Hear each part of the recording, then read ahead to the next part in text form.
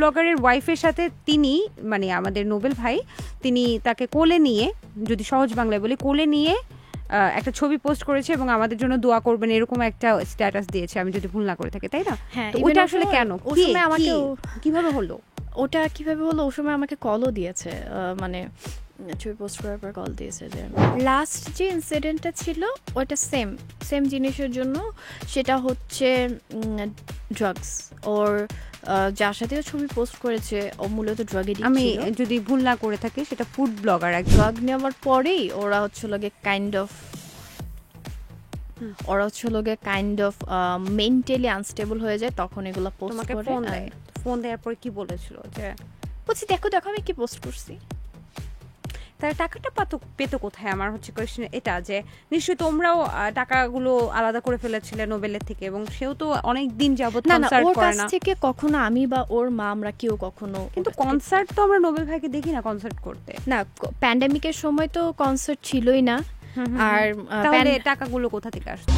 জাগো FM এর app এখন পাওয়া যাচ্ছে অ্যাপ স্টোর এবং প্লে স্টোরে। বিভিন্ন কাহিনীর পেছনে আর একটা সিঙ্গার নোবেলের কথা শুনেছি, একটা ছবি তারা নিজেরাই পোস্ট করেছে ফেসবুকে। সেই ছবিটা সম্পর্কে কি তুমি কিছু বলতে চাও? মানে ওটা কেন বা কি, বা ওর সাথে কি আসলেই সংসার? তাহলে কি তোমাদের ডিভোর্স হয়ে গেছে? ওই মেয়ের সাথে সংসার হচ্ছে কি আসলে? ওটা আমাকে একটু বুঝিয়ে বলো। লাস্ট যে ইনসিডেন্টটা ছিল ওটা সেম জিনিসের জন্য, সেটা হচ্ছে ড্রাগস। ওর যার সাথে ছবি পোস্ট করেছে ও মূলত ড্রাগ এডিক্ট। আমি যদি ভুল না করে থাকি সেটা ফুড ব্লগার একজন, আমি নামটা উল্লেখ করতে চাচ্ছি না কারণ তারও একটা সামাজিক স্বীকৃতি আছে, তাই না? তো সেক্ষেত্রে ফুড ব্লগারের ওয়াইফের সাথে তিনি মানে আমাদের নোবেল ভাই তিনি তাকে কোলে নিয়ে, যদি সহজ বাংলায় বলি, কোলে নিয়ে একটা ছবি পোস্ট করেছে এবং আমাদের জন্য দোয়া করবেন এরকম একটা স্ট্যাটাস দিয়েছে, আমি যদি ভুল না করে থাকি, তাই না? হ্যাঁ, তো ওটা আসলে কেন, কিভাবে হলো?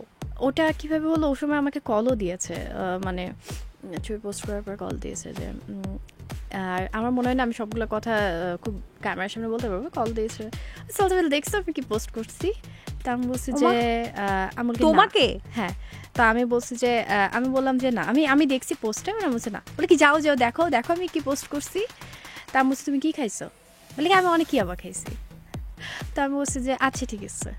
তো আমার কিছু করার না, আমি ওর বাবা মাকেই বলছি যে এরকম। ও আবার আমাকে ফোন দিয়েও বলতেছে যে দেখো, তুমি তো তখন তোমার বাবার বাসায় আছো। হ্যাঁ, আমি আমার বাসায়। তো তোমাদের আলাদা হওয়ার মানে বাবার বাসায় থাকার কতদিনের মধ্যে এই ঘটনা ঘটলো?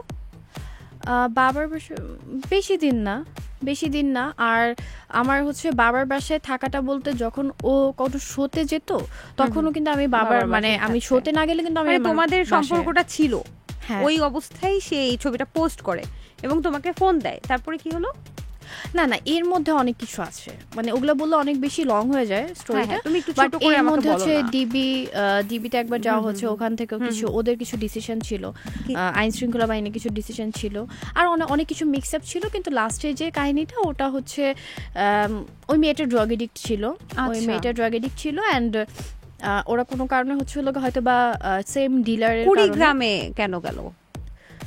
কুড়িগ্রাম না, ওই মেয়েটা তো খুলনার ছিল। খুলনার, আই এম সরি, জায়গাটা খুলনার ছিল। মানে তারা কি খুলনায় অবস্থান করছিল নোবেল এবং? না। তাহলে ওরা কোথায় ছিল? ঢাকায় ছিল? হ্যাঁ, ওরা ঢাকায় ছিল। ওই মেয়েটা হচ্ছিল গিয়ে ড্রাগ এডিক্ট ছিল।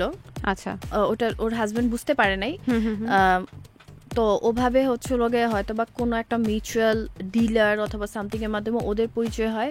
হয়তো বা ও বলে যে ড্রাগ নেওয়ার কথা, বা ওই মেয়েটা বা ওরা বুঝতে পারে। তো ওই যে বললাম না যে ওরা তো ও তো একা ড্রাগ নিত না, ওখানে আরো মানুষজন থাকতো যারা হচ্ছে ড্রাগ নিত। তো ওখানে হচ্ছিল গিয়ে ওভাবে ড্রাগ নেওয়ার পরেই ওরা হচ্ছিল গিয়ে কাইন্ড অফ মেন্টালি আনস্টেবল হয়ে যায়, তখন এগুলো পোস্ট করে। ফোন দেওয়ার পরে কি বলেছিল? যে বলছি দেখো আমি কি পোস্ট করছি। তারা টাকাটা পেতো কোথায়? আমার হচ্ছে কোয়েশ্চেন এটা, যে নিশ্চয়ই তোমরাও টাকাগুলো আলাদা করে ফেলেছিলে নোবেলের থেকে, এবং সেও তো অনেক দিন যাবত কনসার্ট করে না। থেকে কখনো আমি বা ওর মা আমরা কেউ কখনো, কিন্তু কনসার্ট তো আমরা নোবেল ভাইকে দেখি না কনসার্ট করতে। না, প্যান্ডেমিকের সময় তো কনসার্ট ছিলই না।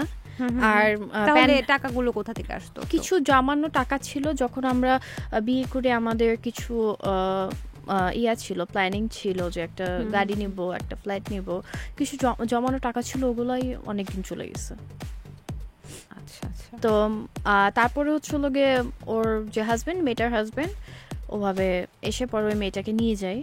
আর তারপর আমি যাই না অ্যাকচুয়ালি, ওর পরে আমি কিছু যাই না, বাট এরপরে মানে ইভেন আজকে পর্যন্ত ওর বাবা মা ট্রাই করতেছে যে ও সুস্থ হোক, বা ও নিজেও মাঝে মধ্যে চায় যে ও সুস্থ হোক, বাট সব কিছু একটা মানসিক অসুস্থতা, আর এটা রিজন হচ্ছে, মুখ্য কারণ হচ্ছে ড্রাগস। জাগো এফএম এর অ্যাপ এখন পাওয়া যাচ্ছে অ্যাপ স্টোর এবং প্লে স্টোরে।